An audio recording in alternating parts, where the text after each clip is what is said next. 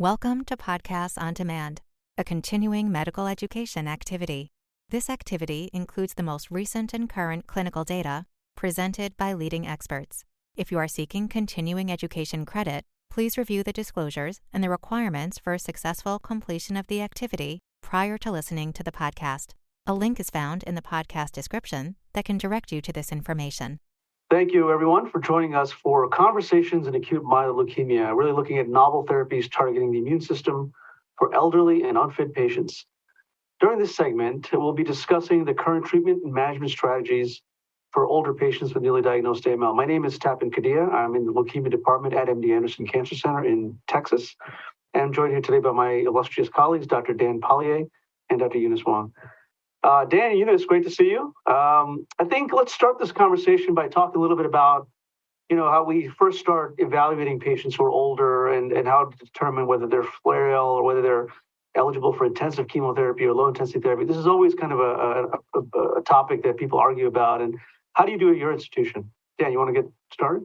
Yeah, it's a great question. It's, I think this is a super subjective thing that we would like to make more objective, but it's really, really hard.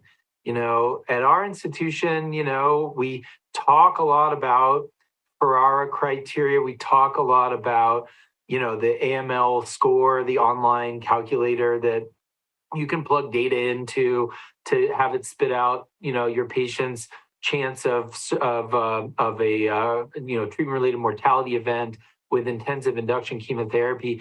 But I think still most of us just use the eyeball test, looking at organ function, performance status, age. I think that's kind of what we're doing and what we, would like to, have a better, more objective way of doing things. I think the big change now is what to do with biological risk factors and how to sort of separate that metric from, some of these more host-dependent issues of, related to frailty and comorbidities. But I think that's kind of an interesting new twist. Yeah, I agree. Absolutely. I think that's tough. I think same here. We kind of do that eyeball test. You sort of know when a person is going to be frail for intensive chemotherapy. But sometimes, more recently, we've also been incorporating some of the sort of the genetic risk into whether or not I'm going to give intensive chemotherapy. So it's not just the patient's frailty, but hey, look, you got a core binding factor AML versus look, you got a really high risk P53 mutated AML. Eunice, do you take any of those into account, or how do you assess frailty and comorbidities when picking treatment?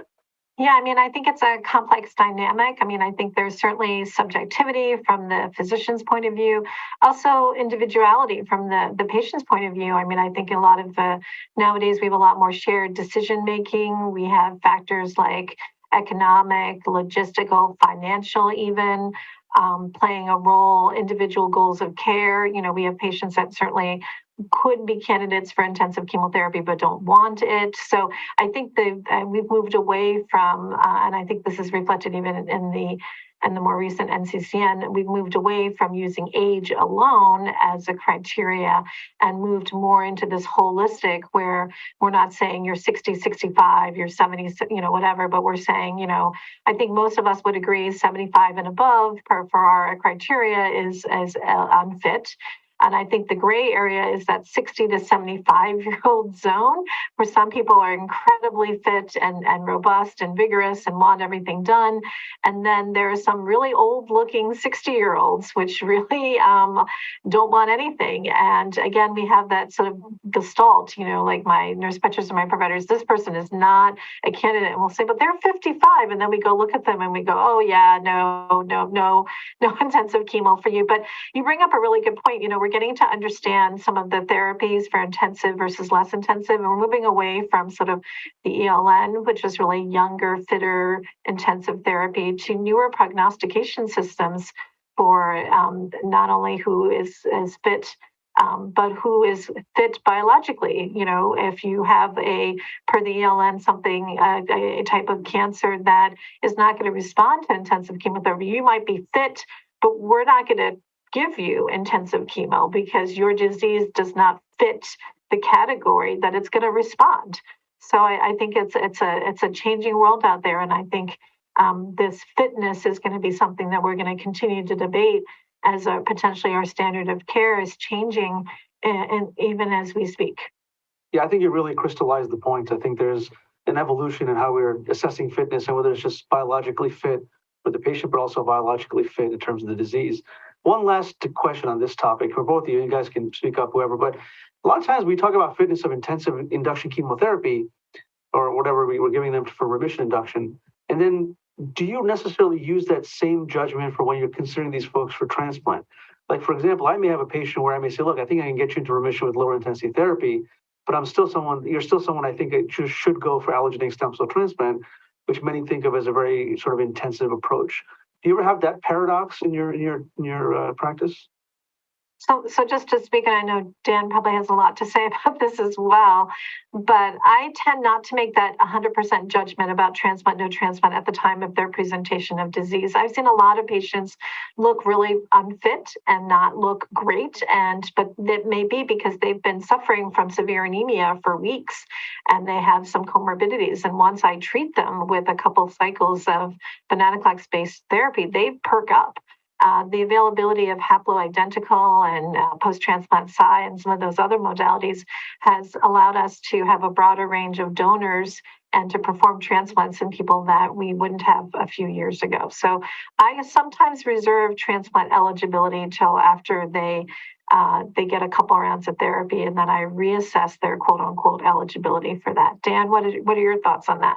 Yeah, can't agree more with you with what you said. I'll just add one thing that, beyond the sort of ability of a patient to become more fit for a transplant with effective treatment of their disease, I also think that for many patients, a non-myeloablative or reduced intensity conditioning transplant is not more toxic than standard, intensive induction chemotherapy. And I know sometimes that's hard for people to wrap their heads around because a transplant is such a big undertaking. But I definitely agree that there are patients who are just fine candidates for a non-myeloablative transplant that would do really, really poorly with intensive induction. So decoupling those things is important, I think. Yeah, I think that's the point. That's excellent. Great. Okay, guys. So we have a lot of new therapies now in AML, which we did not have several years ago. So let's get into some of these. I want to hear about, sort of the revolution in AML with the incorporation of venetoclax in some of these therapies. Then we'll talk about FLT3 inhibitors, Glastigib. I think really important therapies, finally showing some survival benefit. Dan, you want to just maybe talk us through quickly the low-dose Ara-C and HMA and venetoclax and what that's meant for patients and how you use it?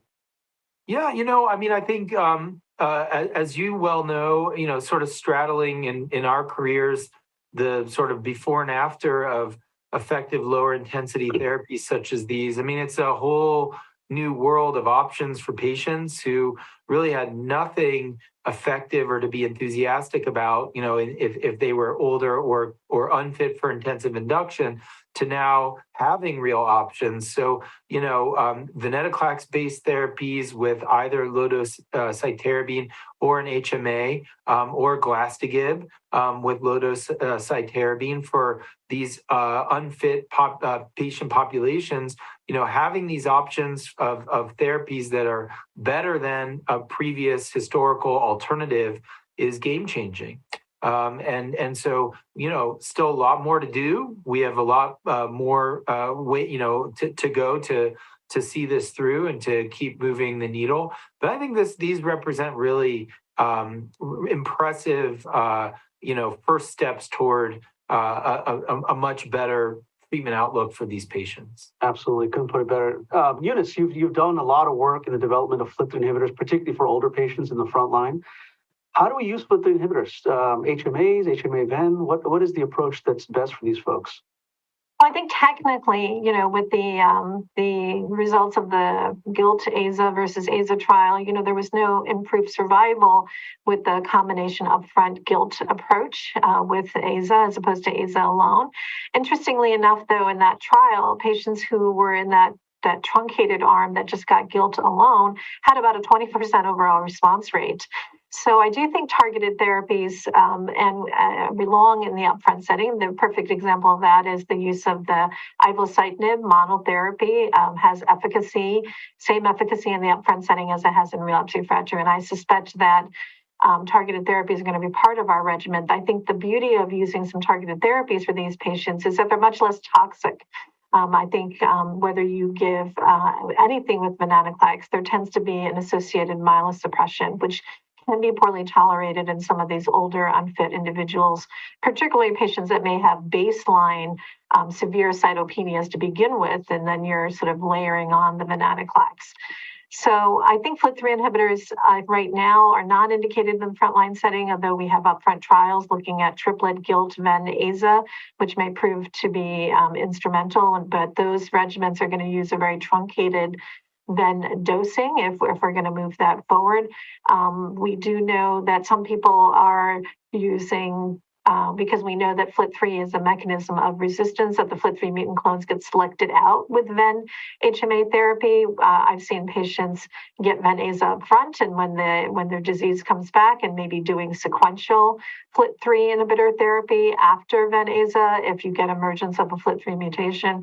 In general, though, I think using some of these targeted approaches in elderly patients really opens the door.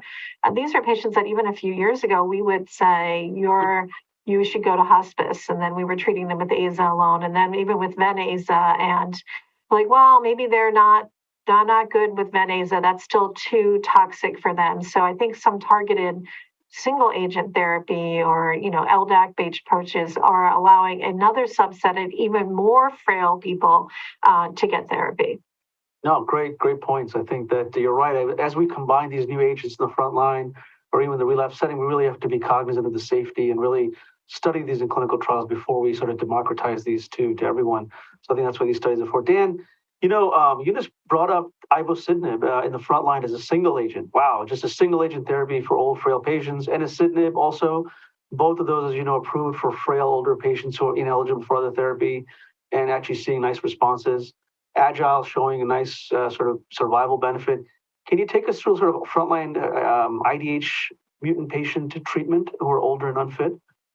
Sure. Yeah. I mean, I think there's randomized high quality data for the use of ivosidenib and azacitidine in this unfit IDH1 positive newly diagnosed population, and I think we're all really impressed by the results from that study. And I think it's a very viable option, for use in that population. Of course, the enasidenib plus azacitidine data are not the same there. One could argue that the reasons why that may be, but that's not an approved therapeutic path. And I think while ivosidenib does have single agent approval in the upfront unfit setting, I think, I really do try to use it with azacitidine if at all possible, just because of that really high level data. Now, there are, of course, some patients that are probably just too frail for that combination. And in those situations, the single agent IDH1 inhibitor is available. But I really do try hard to get patients who might be eligible for this treatment to treat them with both ivosidenib and azacitidine. Yeah, great points. So we do some similar things. We also consider triplets in some cases on clinical trials. And finally, we forget, galastikib, the hedgehog inhibitor, it's one of the few drugs that we have demonstrated a survival benefit. So low-dose Ara-C plus galastikib, response rate around 30%, 25-30%, compared to low-dose Ara-C alone, had a survival benefit, 8.8 months versus 4.5 months or 4.9 months. So really, effective. We forget about this, and we use it occasionally in our patients. I wanted to get your feel on galastikib. Do you think there's further development beyond just low-dose Ara-C? How can we further implement this or incorporate this? I think that one of the benefits of the galastikib LDAC that I've used in my patient population, again, is for treatment of that extremely frail individual. The downside right now of the HMA therapy, whether you use azacitidine or decitabine, is the need to come in daily for IV or sub-Q injections. We don't have an oral HMA approved in the frontline setting for these elderly individuals. LDAC can be, at least in our center, administered at home. So that's something that patients can do, and just like an insulin shot. So the combination of a pill with an injectable low-dose cytarabine, I think, has been an approach that has certainly been effective for some of my older patients. LDAC is also safe in patients with kidney dysfunction. It's very well tolerated, and it's something that really minimizes their trips back and forth to the center, which for some of these elderly, frail individuals can really be challenging, getting in and out of a car, a walker, wheelchair, that type of thing. So I think having that option to just have them come in for occasional count checks and do all of that 10 days and pill form is something that really could be something that we're going to see more of moving into the future. Yeah, fantastic points, Eunice. Thanks. And as we close out and as we go to further sections, I think one of the important things is that we think about in older patients, particularly those who aren't eligible for transplant, or maintenance therapies. Oral AZA is approved, of course, among those who had intensive chemotherapy, but other maintenance strategies may be available, investigational immune therapies, etc. Are you folks using maintenance therapies in your older upfront patients? Dan, is that something you're using? Just oral ven or anything like that? Yeah, the maintenance is sort of baked in when you do a venetoclax or a glastigate-based therapy, or ivosidenib for that matter. I mean, in that we don't really stop it, but in the spirit of sort of oral azacitidine, which is of course approved for maintenance after intensive induction, or like a FLT3 inhibitor, which may have a role in the post-transplant setting. I personally am not doing that intentionally in older, frail populations, but I am continuing the therapy that we started with, with dose reductions, et cetera, to make it more manageable until relapse or intolerance. Yeah, indeed. The built-in maintenance that's present in all these therapies. Guys, I really want to thank you. I think we had a great discussion. Thank you for joining us on this segment on the current treatments and management strategies in AML. Be sure to click on the landing page for this activity to claim your CME credit, access supplemental slides, as well as other topic segments. Great to see you all. Thanks.